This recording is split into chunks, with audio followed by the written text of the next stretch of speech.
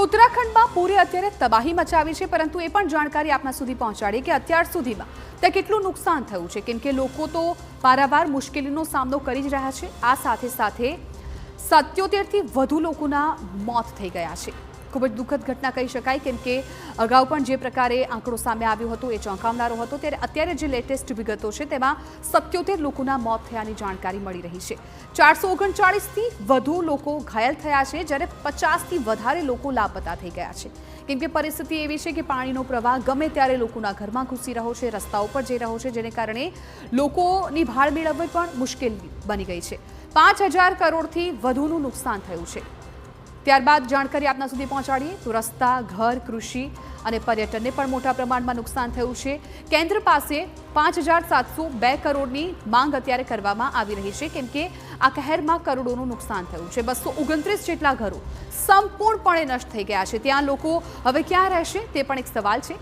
452 ઘરને આંશિક નુકસાન પહોંચ્યું છે। કૃષિ અને પશુધનને વ્યાપક નુકસાન પહોંચ્યાની પણ માહિતી મળી રહી છે। 2013ની કેદારનાથ આફત પછીની આ આફત સૌથી મોટી છે જણાઈ રહી છે। ત્યારબાદ ઉત્તરાખંડ બાદ હવે હિમાચલમાં કેટલું નુકસાન થયું છે એ પણ જાણકારી આપીએ, જ્યાં 386થી વધુ લોકોના મોત થઈ ગયા હોવાની જાણકારી મળી રહી છે। 451થી વધારે લોકો છે કે જે આ તબાહી અંદર ઈજાગ્રસ્ત થયાની પણ વિગતો સામે આવી છે। આ સાથે જ ત્યાં કરોડોનું નુકસાન થયાની પણ વિગતો મળી રહી છે। 40થી વધારે લોકો લાપતા હોવાની પણ જાણકારી મળી છે। એટલે ઉત્તરાખંડની જે સ્થિતિ છે એ જ પ્રકારે હિમાચલની પણ પરિસ્થિતિ જોવા મળી રહી છે। 4465 કરોડનું આર્થિક નુકસાન થયું છે। લોકોના ઘરો પણ પાણીમાં ડૂબી ગયા છે। રસ્તા, વીજળી, પાણી પુરવઠા, કૃષિને પણ મોટા પ્રમાણમાં નુકસાન પહોંચ્યું છે। એટલે જાણે જીવન જ થંભી ગયું હોય તેવી સ્થિતિ છે। 1544 ઘર સંપૂર્ણપણે નષ્ટ થઈ ગયા છે અને અનેક એવા ઘરો છે કે જ્યાં આંશિક નુકસાન થયું છે।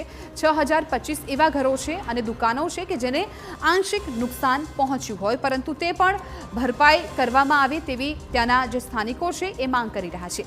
2083 પશુઓ, 26955 માંસાહારી પક્ષીઓના મોત થઈ ગયાની પણ જાણકારી અત્યારે મળી રહી છે। 135 મુખ્ય ભૂસ્ખલન અને 95 ફ્લેશ ફ્લડ અને 45 ક્લાઉડ બર્સ્ટ જોવા મળ્યા હતા, જેણે હિમાચલમાં ભારે તબાહી મચાવી છે।